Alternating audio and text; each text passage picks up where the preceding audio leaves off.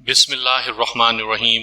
سامعین کرام، آپ سن رہے ہیں اردو کہانی نخل امید، جس کے راوی اور مصنف ہیں مرزا امجد بیگ ایڈووکیٹ، اور یہ اس سلسلے کی قسط نمبر 2 ہے۔ مجھے امید ہے آپ کو میری یہ کاوش پسند آ رہی ہوگی۔ آپ نے اگر ابھی تک میرا چینل کہانی گھر سبسکرائب نہیں کیا تو ابھی میرے چینل کو سبسکرائب کر کے بیل نوٹیفیکیشن آن کر لیجئے، تاکہ آنے والی ہر نئی کہانی کی اطلاع بر وقت آپ تک پہنچ سکے۔ الیاس، رئیسہ نے تشویشناک لہجے میں کہا، تم بھی اچھی طرح جانتے ہو کہ بلو کس کماش کا شخص ہے۔ اس کا ہمارے گھر میں آنا جانا ٹھیک نہیں ہے۔ اوہ، تم تو خواہ پریشان ہو گئی، الیاس نے بے پرواہی سے کہا۔ بلو دوسروں کی نظر میں ضرور بدماش ہوگا، لیکن وہ دل کا بہت اچھا انسان ہے۔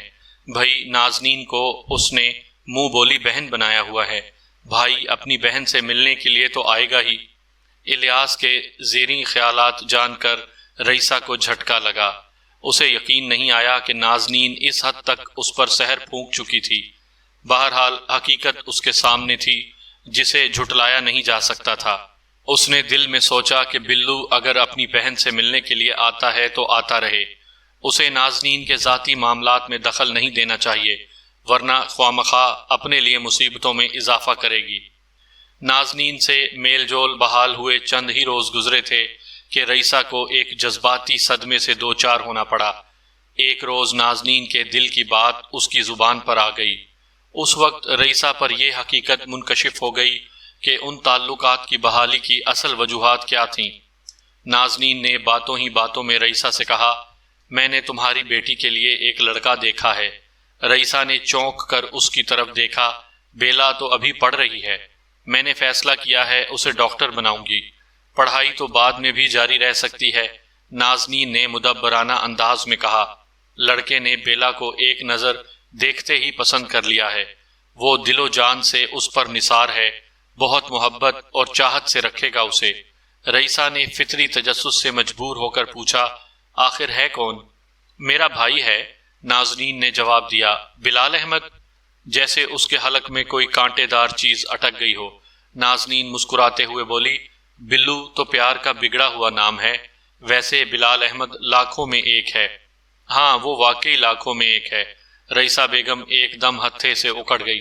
کیا وہی بدماش ان پڑھ جاہل رہ گیا ہے میری بیلا کے لیے؟ اس منحوس صورت سانڈ کو تو دیکھتے ہی مجھے متلی ہونے لگتی ہے۔ تم نے کس آوارہ شخص کو بھائی بنا رکھا ہے نازنین؟ رئیسہ کے اس تبصرے پر نازنین کو آتش زیر پا ہو جانا چاہیے تھا، مگر اس نے بڑے تحمل کا مظاہرہ کیا۔ رئیسہ کی باتوں نے اس کے تن بدن میں آگ تو لگا دی تھی، تاہم اس نے اپنی دلی کیفیات کو ظاہر نہیں ہونے دیا اور معتدل لہجے میں بولی، رئیسہ، کیا تم بھی بلو کو عام لوگوں کی طرح ایک بدماش ہی سمجھتی ہو؟ میرے سمجھنے یا نہ سمجھنے سے کیا فرق پڑتا ہے؟ رئیسہ تڑخ کر بولی، وہ ہے ہی لچا لفنگا۔ نازنین نے کہا، خیر، یہ تمہاری رائے ہے جو ضروری نہیں ہے کہ صحیح بھی ہو۔ میں اپنے منہ بولے بھائی کو اچھی طرح جانتی ہوں، وہ ویسا ہی ہے جیسا لوگ اسے سمجھتے ہیں۔ کچھ بھی ہے، آئندہ تم اس سلسلے میں بات مجھ سے نہ کرنا۔ میں تمہیں سوچنے کا موقع دیتی ہوں، نازنین نے کہا۔ اس موضوع پر ہم پھر بات کریں گے، رئیسہ نے کہا۔ یہ موضوع یہیں ختم ہو جائے تو اچھا ہے، میں ابھی 5 سال تک بیلا کی شادی کے بارے میں سوچنا بھی نہیں چاہتی۔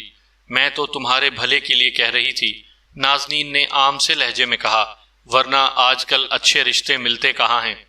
تمہارا بہت بہت شکریہ بہن، رئیسہ نے بات ختم کرنے والے انداز میں کہا۔ مجھے افسوس ہے کہ میں تمہاری بات نہیں مان سکتی۔ تمہاری مرضی ہے، نازنین نے روکھے پھیکے لہجے میں کہا۔ میں بلو تک تمہارے خیالات پہنچا دوں گی، آگے جو اللہ کو منظور ہوگا وہی ہونا ہے۔ یہ کہہ کر نازنین رئیسہ کے پاس سے اٹھ گئی اور زیریں منزل پر آ گئی۔ رئیسہ ایک بے نام سی بے چینی میں مبتلا ہو گئی۔ بیلا اس وقت کالج گئی ہوئی تھی۔ یہ ساری گفتگو اس کی غیر موجودگی میں ہوئی تھی۔ رئیسہ کو نازنین کا انداز اور منصوبہ سخت ناگوار گزرا تھا، تاہم وہ اس بات پر حیران زدہ بھی تھی کہ نازنین نے اس کے تلخ اور ترش تبصرے کا ذرا بھی برا نہیں منایا تھا، حالانکہ اس نے نازنین کے نام نہاد بھائی کی شان میں اچھا خاصا قصیدہ پڑھ ڈالا تھا۔ نازنین تو اٹھ کر چلی گئی تھی، لیکن رئیسہ کو یہ فکر لاحق ہو گئی تھی کہ ان حالات میں اسے کیا کرنا چاہیے۔ بلو کی اگر بیلا پر نظر پڑ گئی تھی تو وہ آسانی سے اس کا پیچھا چھوڑنے والا نہیں تھا۔ وہ اس سلسلے میں اپنے دیور سے بھی بات نہیں کر سکتی تھی۔ الیاس تو پہلے ہی کہہ چکا تھا کہ بلو دل کا بہت اچھا انسان ہے۔ الیاس کی حمایت کو دیکھتے ہوئے اس سے کوئی بات کرنا ہی فضول تھا۔ آنے والے چند روز امن اور سکون سے گزر گئے۔ نازنین اور رئیسہ میں بات چیت خوشگوار انداز میں ہوتی رہی۔ اس دن کے بعد سے نازنین نے بلو کا تذکرہ نہیں کیا تھا۔ رئیسہ نے شکر ادا کیا کہ اس منحوس سے جان چھوٹی، مگر یہ اس کی خوش فہمی تھی۔ وہ منحوس تو طے شدہ پروگرام کے تحت اور رسوا کرنے پر تلا ہوا تھا۔ ایک روز دوپہر میں رئیسہ کے دروازے پر دستک ہوئی۔ بیلا اس وقت حسب معمول کالج گئی ہوئی تھی۔ رئیسہ نے دروازہ کھولا تو سامنے نازنین اور الیاس کو کھڑے پایا۔ نازنین نے تیز لہجے میں کہا، ذرا چل کر اپنی لاڈلی کے کرتوت تو دیکھ لو۔ رئیسہ کی سمجھ میں کچھ نہ آیا۔ وہ الجھے ہوئے لہجے میں بولی، تم کس لاڈلی کی بات کر رہی ہو نازنین؟ تمہاری بیٹی بیلا کی۔ نازنین کے بجائے الیاس نے جواب دیا، تمہاری بے خبری میں بیلا جو گل کھلا رہی ہے وہ اپنی آنکھوں سے جا کر دیکھ لو۔ کیا بکواس کر رہے ہو تم الیاس؟ میں بکواس نہیں کر رہا، حقیقت بیان کر رہا ہوں۔ اگر تمہیں کوئی شک ہے تو ہمارے ساتھ چلو۔ نازنین نے کہا، ساتھ والی گلی میں جانا ہے، اشفاق احمد کے گھر، پھر تمہاری آنکھیں کھل جائیں گی۔ رئیسہ صورتحال کی نزاکت کے باعث نازنین اور الیاس کے ساتھ مذکورہ گلی میں پہنچ گئی۔ پھر اشفاق احمد کے گھر کے سامنے لوگوں کا ہجوم دیکھ کر اس کا ماتھا ٹھنکا۔ ان لوگوں میں بلو پیش پیش تھا۔ رئیسہ کی سمجھ میں نہیں آ رہا تھا کہ یہ سب کیا ہو رہا ہے۔ رئیسہ، نازنین اور الیاس کو اپنے قریب پہنچتے دیکھ کر بلو نے حاضرین سے کہا، میں دروازے پر دستک دے رہا ہوں، آپ سب لوگ اپنی آنکھوں سے یہ تماشا دیکھیں گے۔ اس کے ساتھ ہی بلو نے اشفاق احمد کا دروازہ دھڑ دھڑانا شروع کر دیا۔ رئیسہ ہونکوں کی طرح بلو کو دیکھ رہی تھی۔ وہ دستک کے ساتھ ساتھ با آواز بلند چیخ بھی رہا تھا، سورما کے بچے دروازہ کھول، دیکھ باہر تیری ماں کے یار آئے ہیں۔ بلو نے اپنی بات ختم کرتے ہی دوبارہ دروازہ کھٹکھٹانا شروع کیا۔ یوں معلوم ہوتا تھا جیسے وہ دروازے کو چولہوں سے اکھاڑنے کا ارادہ رکھتا تھا۔ بلو 25-26 سال کا ایک گرانڈیل شخص تھا۔ پستہ قد اور سیاہ رنگت نے اسے خاصا خوفناک بنا دیا تھا۔ وہ ایک سکہ بند بدماش تھا۔ محلے والوں پر اس کی دہشت طاری تھی۔ وہ محلے ہی کے کچھ افراد کو زبردستی اشفاق احمد کے دروازے تک کھینچ لایا تھا اور انہیں کوئی انوکھا تماشا دکھانا چاہتا تھا۔ بلو دھاڑ نما آواز میں گرجا، ابے شرافت سے دروازہ کھولتا ہے یا توڑ کر اندر گھساؤں؟ اس مرتبہ اندر سے ایک ڈری سہمی سی آواز برآمد ہوئی، کون ہے؟ حرام کے تخم، باہر تیری ماں کی بارات کھڑی ہے۔ بلو نے زہر خند لہجے میں کہا، جلدی سے دروازہ کھول۔ رئیسہ کی معلومات کے مطابق اس گھر میں اشفاق احمد نامی ایک شخص اپنی فیملی کے ساتھ رہتا تھا۔ اشفاق احمد کی ایک بیٹی رخسانہ بیلا کی دوست بھی تھی۔ الیاس بیلا کا کوئی کرتوت دکھانے کے لیے رئیسہ کو یہاں لے کر آیا تھا۔ رئیسہ کی سمجھ میں نہیں آ رہا تھا کہ یہ کیا معاملہ تھا۔ بیلا تو کالج گئی ہوئی تھی، پھر یہ سب کیا ہو رہا تھا؟ دوسرے ہی لمحے دروازے کی اندرونی کنڈی گرنے کی آواز آئی، پھر دروازے میں ایک جھری نمودار ہوئی۔ اسی وقت بلو نے ایک زوردار دھکے سے دروازہ کھول دیا۔ دروازے کا ایک پٹ دروازے کے پیچھے کھڑے ہوئے شخص کے منہ پر لگا اور وہ پشت کے بل زمین پر جا گرا۔ وہ حماد تھا، اشفاق احمد کا بڑا بیٹا، یعنی رخسار کا بڑا بھائی۔ حماد کی عمر لگ بھگ 18 سال تھی۔ وہ ایک خوب رو لڑکا تھا۔ بیلا نے رئیسہ کو بتایا تھا کہ رخسار کا بھائی بھی FSC کر رہا تھا۔ حماد ابھی زمین سے اٹھ بھی نہیں پایا تھا کہ بلو نے آگے بڑھ کر اسے گریبان سے پکڑ لیا، پھر ایک جھٹکے سے اسے سیدھا کھڑا کیا اور اس کی آنکھوں میں جھانکتے ہوئے بولا، لڑکی کہاں ہے؟ کون سی لڑکی؟ حماد خوف زدہ آواز میں منمنایا، میں بیلا کی بات کر رہا ہوں۔ بیلا؟ حماد موجودہ صورتحال سے خاصا نروس ہو رہا تھا۔ وہ بلو نے الیاس حسین سے کہا، انکل آپ پورے گھر کی تلاشی لیں، آپ کی بھتیجی بھی یہیں کہیں ہوگی۔ میں نے خود بیلا کو اس گھر میں داخل ہوتے ہوئے دیکھا تھا۔ اس حرام زادے نے بیلا کو کہیں چھپا دیا ہے۔ وہاں پر جمع افراد میں سے ایک بولا، ارے یہ تو اشفاق احمد کا بیٹا حماد ہے، لیکن باقی گھر والے کہاں ہیں؟ یہاں تو کوئی نظر ہی نہیں آ رہا۔ حماد نے بتایا گھر والے ایک شادی میں حیدرآباد گئے ہوئے ہیں، 2 روز بعد واپس آئیں گے۔ اور تو ان دنوں میں یہاں یہ گل کھلا رہا ہے؟ بلو نے حماد کو جھنجھوڑتے ہوئے کہا۔ میں نے کچھ نہیں کیا ہے، میرا کوئی قصور نہیں ہے۔ بلو اسے گھسیٹتے ہوئے ڈرائنگ روم تک لایا، وہاں کوئی نہیں تھا۔ پھر وہ اسے کھینچتے ہوئے بیڈ روم میں پہنچ گیا، بیڈ روم بھی خالی تھا۔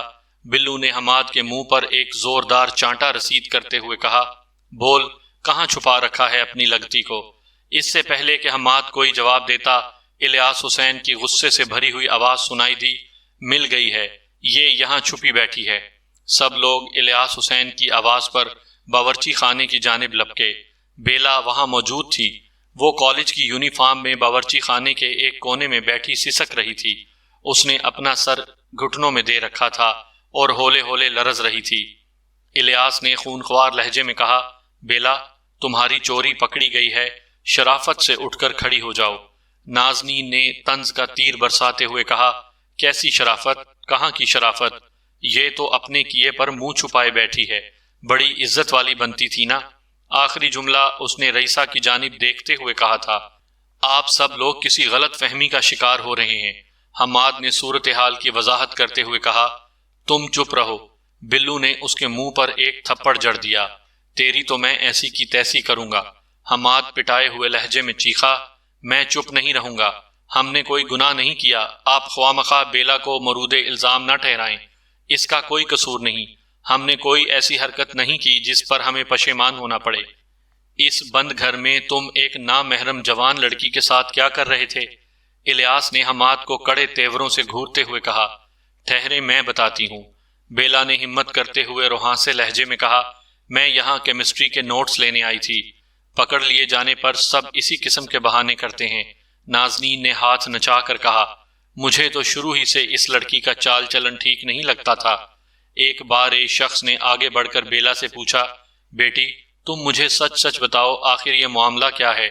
بیلا نے روتے ہوئے بتایا کہ وہ کیمسٹری کے نوٹس لینے کے لیے وہاں پہنچی تھی۔ رخسانہ نے اس سے وعدہ کیا تھا کہ وہ اپنے بھائی حماد سے اسے نوٹس دلوا دے گی۔ اسے معلوم نہیں تھا کہ رخسانہ اپنے والدین کے ساتھ شادی میں حیدرآباد گئی ہوئی تھی۔ آج کالج سے واپسی پر اس نے سوچا کہ رخسار کے گھر جا کر وہ نوٹس حاصل کر لے گی۔ یہاں پہنچ کر اسے پتہ چلا کہ گھر میں حماد کے سوا کوئی نہیں تھا۔ اس صورتحال میں بیلا نے واپس جانے کا ارادہ کیا، لیکن حماد نے انتہائی خوش اخلاقی کا مظاہرہ کرتے ہوئے اسے اندر بلا لیا اور کہا کہ وہ تمام نوٹس نکال دیتا ہے۔ ایک لمحے کی ہچکچاہٹ کے بعد بیلا گھر کے اندر داخل ہو گئی۔ اگر اسے معلوم ہوتا کہ اس کے اس عمل سے اتنی بڑی قیامت ٹوٹ پڑے گی تو حماد کے گھر میں قدم بھی نہ رکھتی۔ وہ دونوں ڈرائنگ روم میں آ کر بیٹھ گئے۔ بیلا پہلے بھی رخسار سے ملنے کئی مرتبہ اس کے گھر آ چکی تھی۔ حماد متعلقہ مضمون کے نوٹس اور مختلف فوٹو اسٹیٹ نکال کر بیلا کو دینے لگا۔ اس دوران میں 15-20 منٹ گزر گئے۔ بیلا کو وقت گزرنے کا احساس ہی نہیں ہوا۔ پھر جب دروازے پر دھواں دھار دستک ہوئی تو دونوں ایک ساتھ چونک اٹھے۔ دونوں کے دل میں کوئی چور نہیں تھا، تاہم موجودہ صورتحال نے انہیں بوکھلا دیا تھا۔ دروازہ کھولنے میں اسی لیے تاخیر ہوئی کہ وہ سمجھ نہیں پا رہے کہ ان حالات میں انہیں کیا کرنا چاہیے۔ جب کوئی حل نظر نہ آیا تو بیلا باورچی خانے میں جا کر چھپ گئی اور حماد نے دروازہ کھول دیا تھا۔ اگر تم نوٹس لینے کے لیے یہاں آئی تھی تو رخسار کو غیر موجود پا کر تمہیں واپس چلے جانا چاہیے تھا، الیاس نے کہا۔ تم اکیلے گھر میں ایک لڑکے کے ساتھ کیوں گھس بیٹھی تھی؟ مجھ سے غلطی ہو گئی چچا جان، یہ جھوٹ بولتی ہے، نازنین نے تیز آواز میں کہا۔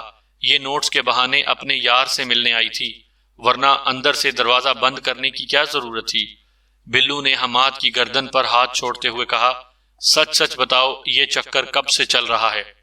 آپ بلا وجہ شک کر رہے ہیں، حماد نے جھنجھلائے ہوئے لہجے میں کہا۔ بیلا یہاں نوٹس لینے ہی آئی تھی اور تم دروازہ اندر سے بند کر کے اسے نوٹس فراہم کر رہے تھے، بلو طنزیہ انداز میں بولا۔ چوری اور سینہ زوری؟ جس بار ایک شخص نے بیلا سے حالات جاننے کے لیے سوالات کیے تھے اس کا نام منیر حسین شاہ تھا۔ وہ مفاہمت آمیز انداز میں بولا، آپ لوگ خواہ مخواہ ان دونوں کو مورد الزام نہ ٹھہرائیں، ممکن ہے سچ وہی ہو جو یہ بتا رہے ہیں، اس بات کو یہیں ختم کریں۔ بلا وجہ انہیں ذلیل و رسوا کرنے کا کوئی فائدہ نہیں ہوگا۔ آپ کیسی باتیں کر رہے ہیں شاہ صاحب؟ نازنین نے منیر حسین کی جانب دیکھتے ہوئے کہا۔ سب کچھ اپنی نظروں سے دیکھ لینے کے باوجود بھی آپ انہیں رعایت دینے پر تلے ہوئے ہیں۔ آپ کو ان کا جرم نظر ہی نہیں آ رہا؟ مجھے تو واقعی ان کا جرم نظر نہیں آ رہا، منیر حسین نے قدرے سخت لہجے میں کہا۔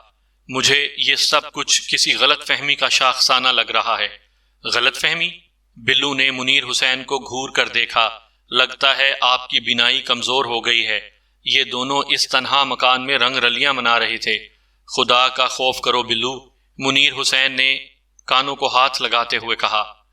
کسی پر تہمت لگاتے ہوئے کچھ تو خیال کر لینا چاہیے۔ نازنین نے ناک بھون چڑھاتے ہوئے کہا۔ ایک نوجوان لڑکے اور لڑکی کا تنہا مکان میں اندر سے دروازہ بند کر کے آپس میں ملنا کیا معنی رکھتا ہے؟ میں تو اس بد کردار لڑکی اور اس کی ماں کو اپنے گھر میں گھسنے بھی نہیں دوں گی۔ میں تو غیرت سے زمین میں گڑا جا رہا ہوں، الیاس حسین نے کہا۔ اس حرامزادی نے تو میری ناک کٹوا دی ہے۔ رئیسہ سب کے تبصرے خاموشی سے سن رہی تھی۔ موجودہ صورتحال نے اسے گنگ کر دیا تھا۔ بیلا رئیسہ کے پاس ہی کھڑی تھی۔ منیر حسین کے علاوہ وہاں پر موجود ہر شخص اپنی اپنی بساط کے مطابق بیلا کے کردار پر جملے پھینک رہا تھا۔ اسی اثناء میں بلو نے مار مار کر حماد کو ادموا کر دیا تھا۔ اس کی آنکھیں سوج گئی تھیں، چہرہ نیلا ہو رہا تھا اور ناک سے خون بہہ رہا تھا۔ الیاس حسین رئیسہ کے قریب آ کر بولا، رئیسہ تم نے اپنی آنکھوں سے دیکھ لیا کہ تمہاری بیٹی کس حال میں اس گھر سے برآمد ہوئی ہے۔ یہ میری بیٹی ہے تو تمہاری بھی کچھ لگتی ہے الیاس، رئیسہ نے گلوگیر لہجے میں کہا۔ تمہیں کچھ تو خیال کرنا چاہیے، بیلا بے قصور ہے۔ آپ لوگوں نے خواہ رائی کا پربت بنا دیا ہے، تم تو اسے بے قصور ہی سمجھتی رہنا۔ نازنین نے جلے بھنے انداز میں کہا، تمہاری آنکھیں تو اس وقت کھلیں گی جب بیٹی منہ پر کالک مل کر کہیں دفع ہو جائے گی۔ بے بسی نے رئیسہ کی آنکھوں میں آنسو بھر دیے اور وہ زارو قطار رونے لگی۔ بلو نے رئیسہ کی جانب دیکھتے ہوئے کہا، آنٹی تمہیں میرا احسان مند ہونا چاہیے۔ یہ سیدھا سیدھا پولیس کیس ہے، مگر میں تمہاری عزت کا خیال کرتے ہوئے بات کو یہیں ختم کر دیتا ہوں، ورنہ تم تو جانتی ہو میری پہنچ بہت دور تک ہے۔ میری عزت کا جنازہ تو نکل ہی گیا، رئیسہ نے روتے ہوئے کہا۔ اتنے لوگوں کے سامنے جو کچھ ہوا کیا یہ کم ہے؟ اس اثناء میں وہاں موجود لوگ ایک ایک کر کے کھسک لیے تھے۔ اب وہاں الیاس، اس کی بیوی نازنین، بلو، زخمی حماد اور ماں بیٹی کے سوا اور کوئی بھی نہیں تھا۔ بلو نے ہمدردانہ لہجے میں کہا، رئیسہ آنٹی دیکھ لو تمہاری بیٹی کو کسی نے ہاتھ بھی نہیں لگایا، ورنہ اس نے حماد کی جانب اشارہ کیا۔ اس ہیرو کے ساتھ بیلا کا بھی برا حشر ہو سکتا تھا، مگر آپ باجی کی رشتہ دار ہیں، اس لیے مجھے آپ کا خیال آ گیا۔ رئیسہ غصے اور ندامت سے پاگل ہوئی جا رہی تھی۔ اچانک پھٹ پڑی۔ تم مردود ہو، لائن ہو، وہ بلو کو مخاطب کرتے ہوئے بولی۔ اگر تمہیں میری عزت کا ذرا بھی خیال ہوتا تو پورے محلے والوں کو جمع کر کے یہ ناٹک نہ پیش کرتے۔ میں جانتی ہوں تم نے مجھے نیچا دکھانے کے لیے یہ سب ڈرامہ رچایا ہے، مگر یاد رکھو میں تمہاری سازش کامیاب نہیں ہونے دوں گی، تمہاری خواہش کبھی پوری نہیں ہوگی۔ آپ تو خواہ میری نیت پر شک کر رہی ہیں، بلو نے قدرے سخت لہجے میں کہا۔ میں تو یہ سب کچھ آپ کی خیر خواہی میں کہہ رہا تھا۔ رئیسہ پر اچانک جنون طاری ہو گیا۔ میرا کوئی خیر خواہ نہیں ہے، جو سچا خیر خواہ تھا وہ منو مٹی کے نیچے جا کر سو گیا ہے، بھائی، سگی بھتیجی اور بھاوج کا دشمن ہو گیا ہے۔ امتیاز نے اپنی زندگی میں ہمیں کانٹا بھی نہیں چبھنے دیا۔ ہائے اللہ، یہ کیسی قیامت گزر گئی ہے، میں کیا کروں، کہاں جاؤں؟ ایک خبیث خصلت عورت نے میرے گھر میں آ کر کیسا فساد برپا کر دیا ہے۔ اس کا واضح اشارہ نازنین کی جانب تھا۔ یہ سب کچھ اسی کا کیا دھرا ہے۔ اگر میں نے اس کی منحوس خواہش کو تسلیم کر لیا ہوتا تو آج میری بیلا پر اتنا بڑا الزام نہ لگتا۔ اب تک تو پورے محلے میں یہ بات پھیل گئی ہوگی۔ ہائے، اس فتنہ عورت نے مجھے کہیں کا نہ چھوڑا۔ زیادہ بکواس کرنے کی ضرورت نہیں ہے، نازنین نے سخت لہجے میں کہا۔ میں نے تو تمہاری بھلائی چاہی تھی، اچھا ہی ہوا تم نے انکار کر دیا۔ تمہاری بیٹی جیسی آوارہ اور بد چلن لڑکی سے تو میں اپنے بھائی کو کوسوں دور رکھوں گی۔ بد چلن تو، تیرا خاندان۔ رئیسہ زخمی شیرنی کی طرح نازنین کی طرف بڑھی، اس کے ساتھ ہی اس نے زمین پر پڑی ہوئی ایک نوکدار لکڑی اٹھا لی۔ بیلا اپنی ماں کو روکنے کے لیے آگے بڑھی، دوسری جانب الیاس نازنین کے تحفظ کی خاطر آگے بڑھا۔ رئیسہ نے نازنین کے قریب پہنچ کر اسے مارنے کے لیے لکڑی ہوا میں گھمائی۔ اسی وقت الیاس نے اس کے بازو پر ہاتھ مار کر وار کا زاویہ تبدیل کر دیا۔ نازنین صاف بچ گئی، مگر بیلا اس وار کی زد میں آ گئی۔ لکڑی کا نکیلا سرا بیلا کے بائیں رخسار پر لگا اور وہاں کم و بیش 2 انچ لمبا اور قدرے گہرا زخم نمودار ہو گیا۔ دیکھتے ہی دیکھتے زخم میں سے خون ابلنے لگا۔ رئیسہ ایک چیخ مار کر بیلا سے لپٹ گئی، مگر جو ہونا تھا وہ تو ہو چکا تھا۔ بیلا کا رخسار ایک نیم حلالی زخم سے داغدار ہو چکا تھا۔ رئیسہ نے سب کچھ بھول کر بیلا پر توجہ دی۔ وہ گھر سے باہر نکلی، ایک رکشے کو روکا اور بیلا کی مرہم پٹی کے لیے اسے ایک قریبی ڈاکٹر کے پاس لے گئی۔ ڈاکٹر نے ضروری طبی امداد دینے کے بعد انہیں فارغ کر دیا۔ واپسی پر رئیسہ سوچ رہی تھی کہ اسے کہاں جانا چاہیے۔ فی الحال اپنے گھر کے سوا کوئی ٹھکانہ دکھائی نہیں دے رہا تھا، اس لیے وہ واپس آ گئی۔ تھوڑی دیر میں الیاس اور نازنین بیلا کی خیریت معلوم کرنے بالائی منزل پر پہنچ گئے۔ رئیسہ، تم نے خوامخواہ بات کو بڑھا دیا ہے، الیاس نے کہا۔ یہ سب کچھ تمہاری بے جا ضد کی وجہ سے ہوا ہے۔ رئیسہ نے غصیلے لہجے میں کہا، تو تمہارا خیال ہے میں اپنی پھول سی بچی کو اس آوارہ سانڈ سے بیاہ دوں؟ میں تمہیں بتا چکا ہوں بلو دل کا بہت اچھا ہے، الیاس نے سمجھانے والے انداز میں کہا۔ وہ اب بھی بیلا سے شادی پر تیار ہے، حالانکہ بیلا جن حالات میں پکڑی گئی ہے اس کے بعد کوئی شریف آدمی… بس کرو الیاس، رئیسہ نے اس کی بات کاٹ دی۔ تمہاری بیوی نے شاید تمہیں الو کا گوشت کھلایا ہے، اسی لیے تم اپنی بھتیجی کے بارے میں ایسے خیالات رکھتے ہو۔ مجھے یہ بتاؤ الیاس، اگر کوئی تمہاری اپنی بیٹی ہوتی تو کیا تم اس کے بارے میں بھی اس رویے کا مظاہرہ کرتے؟ تم خوامخواہ میری نیت پر شک کر رہی ہو رئیسہ، الیاس نے ٹھہرے ہوئے لہجے میں کہا۔ مجھے تو بلو میں کوئی برائی نظر نہیں آتی۔ خیر، تمہاری مرضی ہے، میرا کام تو سمجھانا تھا اور یہ کام میں گاہے بگاہے کرتا رہوں گا۔ تم جو چاہتے ہو، بلکہ تمہاری بیوی جو چاہتی ہے وہ کبھی نہیں ہوگا الیاس، رئیسہ نے فیصلہ کن لہجے میں کہا۔ میں اپنی بیٹی کو بلو جیسے لچے لفنگے شخص کے حوالے کبھی نہیں کروں گی، الیاس نے مصلحت آمیز لہجے میں کہا۔ رئیسہ، تم بلا وجہ نازنین کی جانب سے اپنے دل کو میلا کیے بیٹھی ہو۔ وہ تمہارے تمام تر برے رویے کے باوجود بھی تم سے تعلقات استوار رکھنے کو تیار ہے۔ اگر تم اس کے بھائی کے لیے اپنی بیٹی… میں نے کہہ دیا نا، میری زندگی میں ایسا نہیں ہو سکتا، رئیسہ نے چیخ سے مشابہ لہجے میں کہا۔ خدا کے واسطے اس موضوع کو بند کر دو۔ بلو جس چیز کو پسند کر لیتا ہے پھر اسے حاصل کر کے ہی چھوڑتا ہے، نازنین نے انکشاف انگیز لہجے میں کہا۔ ابھی تو وہ شرافت کا ثبوت دے رہا ہے اور میرے توسط سے یہ معاملہ طے کرنا چاہتا ہے۔ مجھے ڈر ہے اگر اس نے ڈائریکٹ ایکشن کا فیصلہ کر لیا تو ایک قیامت آ جائے گی۔ بیلا آخر کو الیاس کی بھی بھتیجی ہے، اس ناطے وہ ہماری بھی عزت ہے۔ نازنین کا منافقانہ انداز رئیسہ کے دل پر چھریاں چلا رہا تھا۔ اس نے نفرت آمیز لہجے میں کہا، تمہارے بھائی نے آج جس شرافت کا ثبوت پیش کر کے مجھے منہ دکھانے کے قابل نہیں چھوڑا، میرے لیے وہ ایک نمونہ ہی کافی ہے۔ خدا کے لیے ہم ماں بیٹی کو ہمارے حال پر چھوڑ دو۔ آخر ہم نے تمہارا کیا بگاڑا ہے نازنین؟ الیاس نے کہا۔ ہم ابھی تو جا رہے ہیں رئیسہ، تم اچھی طرح سوچ سمجھ لو، ابھی وقت تمہارے ہاتھ میں ہے۔ پھر دونوں میاں بیوی نیچے چلے گئے۔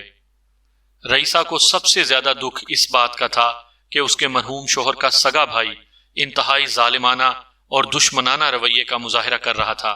نازنین نے جانے کیا گھول کر پلا دیا تھا جو اس کی عقل خبت ہو کر رہ گئی تھی۔ وہ ذہنی اور قلبی طور پر پوری طرح نازنین کے چنگل میں گرفتار ہو چکا تھا۔ اس روز کے بعد سے الیاس اور نازنین نے یہ وتیرہ بنا لیا کہ صبح و شام رئیسہ سے اس موضوع پر گفتگو کرتے رہتے۔ ازیں علاوہ بلو بھی اب زیادہ وقت الیاس کے گھر میں نظر آنے لگا تھا۔ تنگ آ کر رئیسہ نے فیصلہ کیا کہ بیلا کی حفاظت کے لیے اسے کہیں اور منتقل ہو جانا چاہیے، مگر کہاں؟ یہ سوال 24 گھنٹے تک اس کے ذہن میں چکراتا رہا۔ پھر اس کے تصور میں منیر حسین شاہ کا چہرہ ابھر آیا۔ منیر حسین کو اس نے ساری صورتحال سے آگاہ کیا۔ اس نے الیاس کو سمجھانے کا وعدہ کیا۔ منیر حسین اپنے وعدے کے مطابق چند معتبر افراد کے ساتھ جب الیاس حسین کو سمجھانے پہنچا تو اس کا الٹا اثر ہوا۔ الیاس نے سب کو بے عزت کر کے گھر سے نکال دیا اور ان پر واضح کر دیا کہ کسی کو اس کے گھریلو معاملات میں دخل دینے کی ضرورت نہیں ہے۔ ناچار منیر حسین شاہ نے رئیسہ کو مشورہ دیا کہ وہ اپنی عزت و آبرو کی حفاظت کی خاطر چاہے تو چند روز اس کے گھر ٹھہر سکتی ہے، بعد میں اس کے لیے کوئی معقول بندوبست کر دیا جائے گا۔ رئیسہ نے اس تجویز کو معقول جانا اور بیٹی کو لے کر منیر حسین کے گھر میں آ گئی۔ اس موقع کو غنیمت جانتے ہوئے الیاس نے اپنی بھاوج کا سامان گھر سے نکال کر منیر حسین کے گھر کے سامنے ڈھیر کر دیا، گویا اب وہ عملی طور پر انہیں بے دخل کر چکا تھا۔ منیر حسین نے انسانی ہمدردی کے ناطے ان کا سامان اپنے گھر میں رکھ لیا۔ 2 روز خیریت سے گزرے، لیکن تیسرے روز سے بلو نے منیر حسین کو تنگ کرنا شروع کر دیا۔ وہ آتے جاتے منیر حسین کی لڑکی افشاں کو چھیڑنے لگا۔ منیر حسین نے جب اس کی مذمت کی تو بلو نے واشگاف لہجے میں کہا، میں ہر صورت میں بیلا کو حاصل کرنا چاہتا ہوں۔ منیر حسین نے سمجھانے والے انداز میں کہا، زبردستی کے سودے اچھے نہیں ہوتے بلو، تم اپنی ضد سے باز آ جاؤ۔ میں اپنی جان دے سکتا ہوں لیکن بیلا کو حاصل کیے بغیر نہیں رہ سکتا۔ بلو نے 2 ٹوک الفاظ میں کہا، جو شخص بھی بیلا اور اس کی ماں کو پناہ دے گا میں اس کا جینا حرام کر دوں گا۔ اگر خیر یہ چاہتے ہو تو ان دونوں کو میرے حق میں ہموار کرنے کی کوشش کرو، ورنہ تمہاری بیٹی بھی محفوظ نہیں رہے گی۔ منیر شاہ، بیلا اور حماد والے واقعے سے تمہیں سبق حاصل کرنا چاہیے۔ بلو کے دھمکی آمیز انداز نے منیر شاہ کو تشویش میں مبتلا کر دیا۔ وہ ایک شریف آدمی تھا، بلو کی غنڈہ گردی اور پولیس دوستی سے بھی بخوبی واقف تھا۔ اس نے اپنے تئیں بلو کو سمجھانے کی آخری کوشش کی، بلو تم جو کچھ بھی کر رہے ہو وہ اچھا نہیں ہے، میں اپنا اچھا برا بخوبی جانتا ہوں۔ دیکھو بلو، رئیسہ بہت دکھی عورت ہے، منیر شاہ نے نرم لہجے میں کہا، تم اس کی بیٹی کا پیچھا چھوڑ دو۔ بلو نے عجیب سے لہجے میں کہا، میں اس دکھی عورت کے دکھ کو کم کرنے کے لیے ہی تو بیلا کو اپنانا چاہتا ہوں۔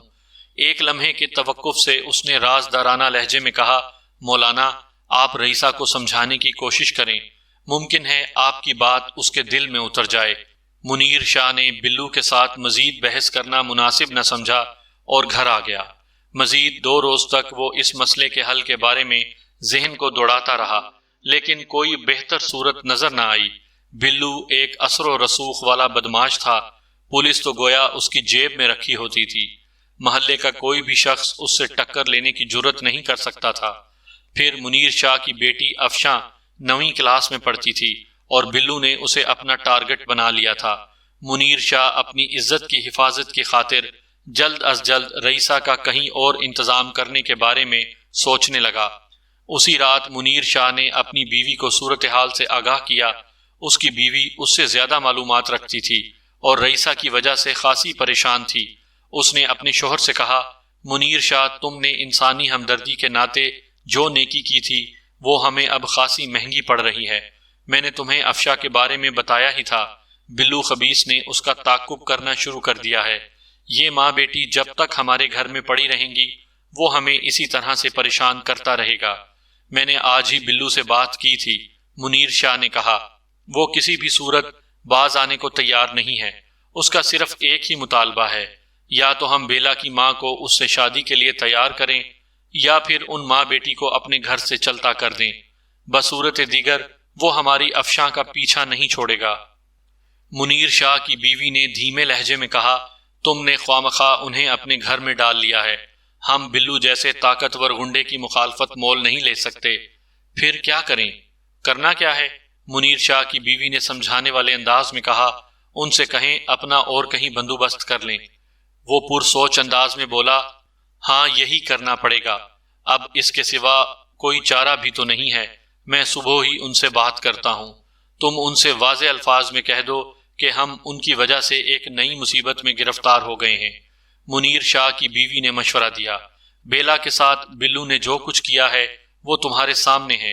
وہ کمینہ اپنا مقصد حاصل کرنے کے لیے پستی کی انتہا تک بھی جا سکتا ہے، میں اپنی افشاں کو داؤ پر نہیں لگا سکتی۔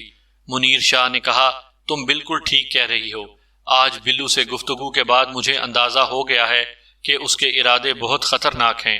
خیر تم فکر نہ کرو، میں جلد از جلد رئیسہ کو کہیں چلے جانے پر آمادہ کر لوں گا، وہ میری مجبوریوں کو محسوس کرتے ہوئے زیادہ مزاحمت نہیں کرے گی۔ پھر وہ دونوں میاں بیوی معاشرتی نا انصافیوں پر اپنے دلوں کی بھڑاس نکالنے لگے۔ اتفاق سے بیلا نے ان کی کچھ باتیں سن لی تھی۔ منیر شاہ کا گھر بہت بڑا نہیں تھا۔ اس وقت بیلا باتھ روم سے نکل کر اپنی ماں کے پاس جا رہی تھی جب منیر شاہ اپنی بیوی سے اس موضوع پر بات چیت کر رہا تھا۔ یہ جان کر بیلا کی آنکھوں میں آنسو آ گئے۔ اس کی وجہ سے اس کی ماں گھر سے بے گھر ہو گئی تھی۔ اس ساری صورتحال میں اگرچہ بیلا کا کوئی قصور نہیں تھا، تاہم وہ خود کو اس حوالے سے قصوروار سمجھ رہی تھی کہ وہ سب حالات اسی کی ذات کے سبب پیش آ رہے تھے۔